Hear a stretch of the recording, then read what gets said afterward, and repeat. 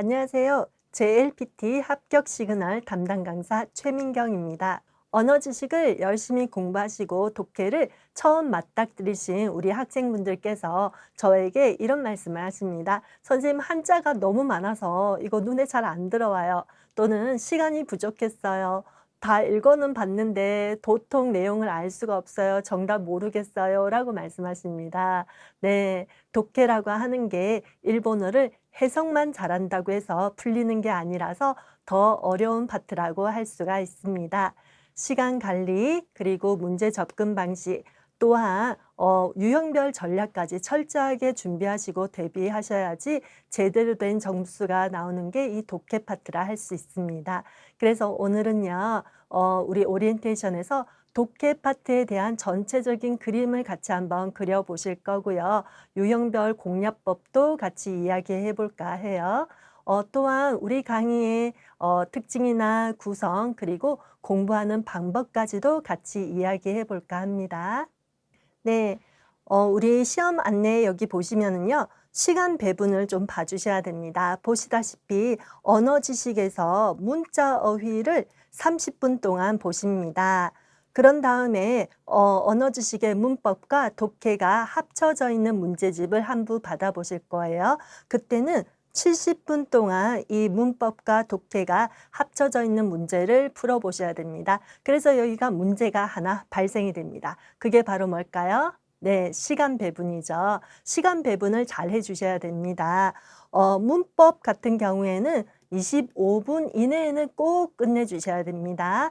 하지만 20분 이내로 빨리 끝내시는 거 더 좋습니다. 그래야지 우리 40분에서 45분 정도 독해에서 시간을 할애할 수가 있잖아요. 그리고 나머지 5분에서 10분 정도는 마킹을 하거나 아니면은 다시 검토하는 시간에 할애할 수가 있습니다.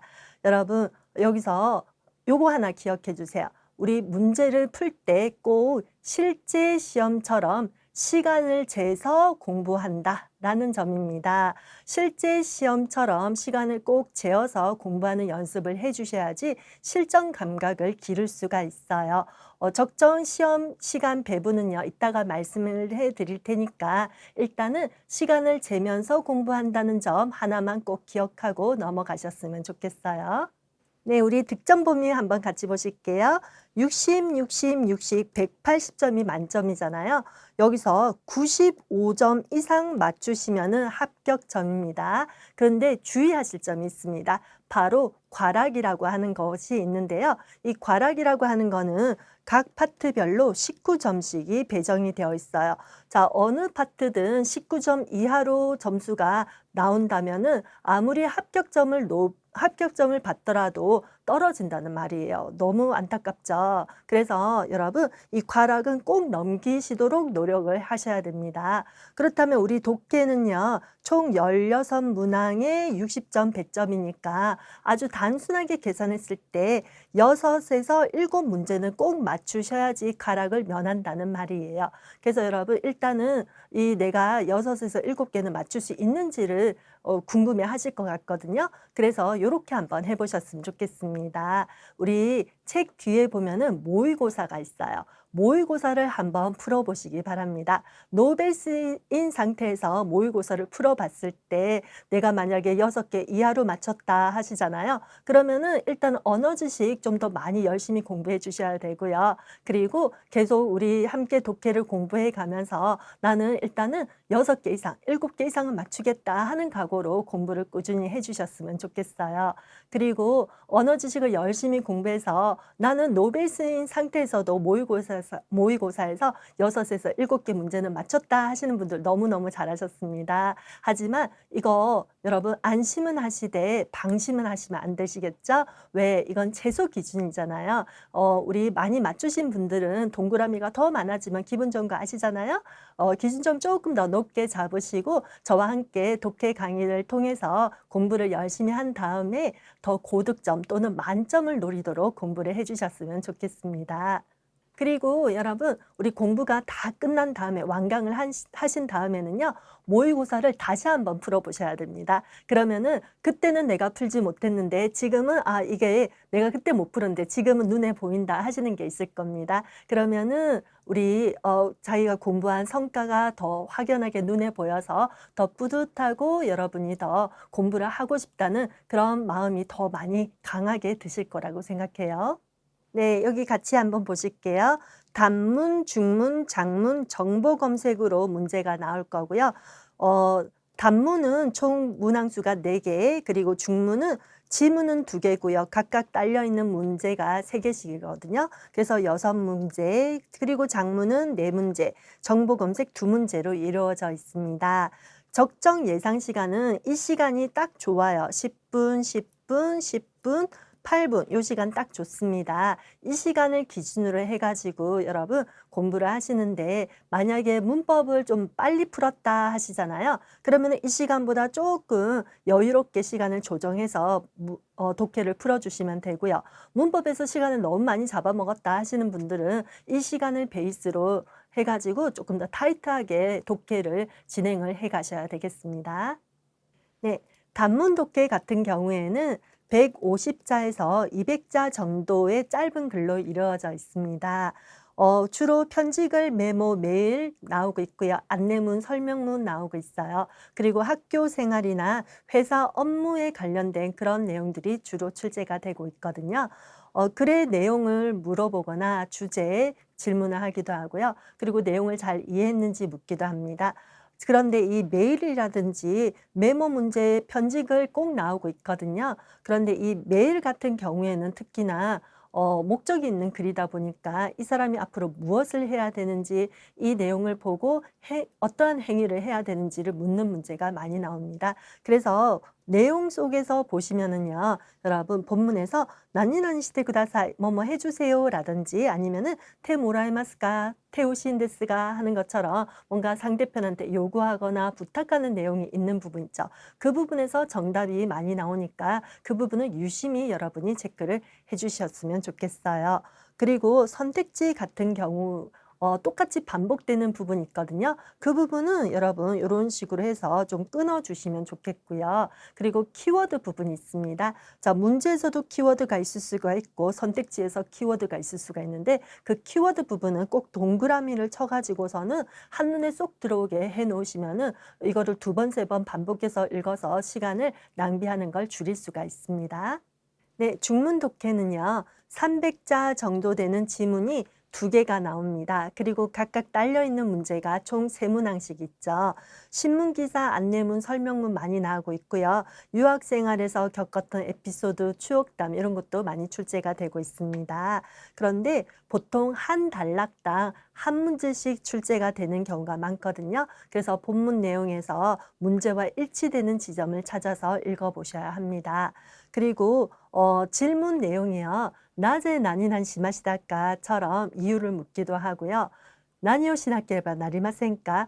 무엇을 하지 않으면 안 됩니까?처럼 할 일을 묻는 문제 많이 묻고 있습니다. 그리고 고노 분쇼 카이타 시도와 고렌스이때 도 못되마스까? 와 같이 필자에 그 생각이나 의견을 묻는 문제도 정말로 많이 출제가 되고 있습니다. 그래서 이 필자의 주장이나 의견을 묻는 문제 같은 경우에는 아무래도 마지막 단락에 답이 있는 경우가 많잖아요. 그때 마지막 단락에서도 특히 대쇼, 다로, 대화나이 다로까 이런 내용이 있으면은 그 부분 앞뒤를 잘 보시면은 정답을 찾을 수 있는 경우가 많이 있거든요. 이 부분에 좀 더 주목해서 읽도록 해주셨으면 좋겠어요.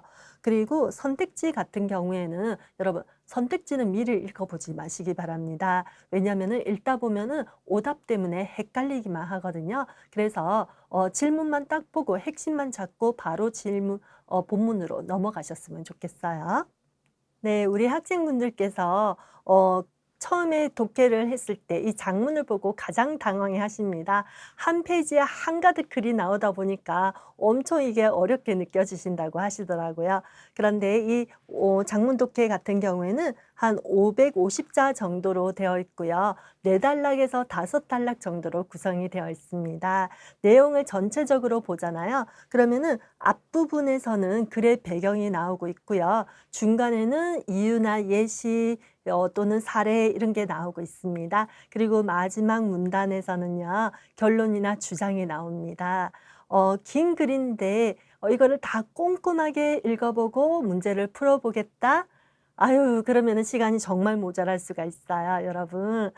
시간이 넉넉하면은 괜찮지만 만약 그렇지 않다면은 간략화, 도식화해서 구조와 흐름만 파악하고 넘어가셔야 할 것 같습니다.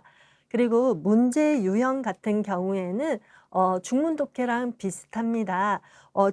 밑줄이 그어져 있는 문제 같은 경우는 밑줄 앞뒤를 잘 보시면 되는 거고요. 그리고 내용이 일치하는지를 묻는다면은 본문과 하나씩 대조 대비를 하셔야 되겠죠. 그리고 전체적인 주제를 묻는 문제가 많이 출제가 되고 있거든요. 그래서 내용을 쭉 읽어 가시면서 마음속으로 여기다 제목을 붙인다면 뭐가 좋을까라고 생각하시면서 글을 읽어 보신다면은 정답을 더 빨리 찾을 수 있으실 거예요. 마지막 정보 검색 문제인데요. 안내문, 시간표, 전단지 같은 자료가 나오죠. 문제에 나오는 조건이 정말로 중요합니다. 이 문제의 조건이 하나도 허투루 나온 게 아니거든요. 그래서 매우 아주 꼼꼼히 읽어보셔야 합니다. 그리고 이 문제는 독해라기보다는 찾기 문제에 가까워요. 그래서 전체적인 해석을 필요로 하지 않습니다. 전단지를 딱 보시면은 크고 굵게 인쇄가 되어 있는 부분이 있어요. 예를 들어서 우케츠케 접수, 토리케시 취소 또는 모시코미 신청 같은 내용인데요. 이런 거 큰 카테고리를 빨리 스캔하시고 문제에서 필요한 부분이 그 부분이라면은 그 부분만 재빨리 여러분이 읽어보셨으면 좋겠어요. 그리고 우리 끝까지 방심하지 마셔야 하는 게 추위, 타다시 이런 것들이 나오잖아요. 그러면은 조건이 더 추가가 되는 경우죠. 그래서 그 조건이 추가가 된 게 답이 되는 경우가 대부분이니까 끝까지 방심하지 말고 체크하기 명심하셔야 합니다. 그럼 우리 한번 다시 정리해 볼까요? 먼저 문제 보기로 했죠. 그리고 그 다음에 본문 지문 들어가기로 했습니다. 그리고 서론, 본론, 결론, 흐름을 파악해야 된다. 기억하시죠? 그리고 여러분 무엇보다도 타이머 재서 공부하기로 했습니다. 그래야지 실전 감각을 익힐 수가 있죠.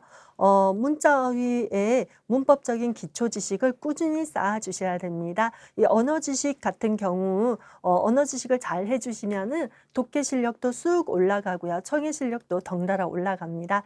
반대로 여러분 독해를 통해서도 문자 어휘와 문법적인 지식 쌓을 수가 있으니까 연달아서 여러분이 연계돼서 공부가 되니까 둘 다 같이 공부를 꾸준히 하셔야 해요. 그리고 평소에 실생활에서 접하는 다양한 글 또는요 방송 많이 접해 보셨으면 좋겠습니다. 그리고 이 독해를 열심히 공부하다 보면은 일본에서 생활하는데도 아주 큰 도움이 되고 여러분이 회화하시는데도 큰 도움이 되거든요. 그래서 꾸준히 잘 열심히 공부를 해보셨으면 좋겠어요. 자, 어떠셨을까요? 공부하는 방법에 대해서 좀 감이 잡히셨어요? 저는 동영상 강의에서 단순히 문제 해설만 하지는 않을 거예요.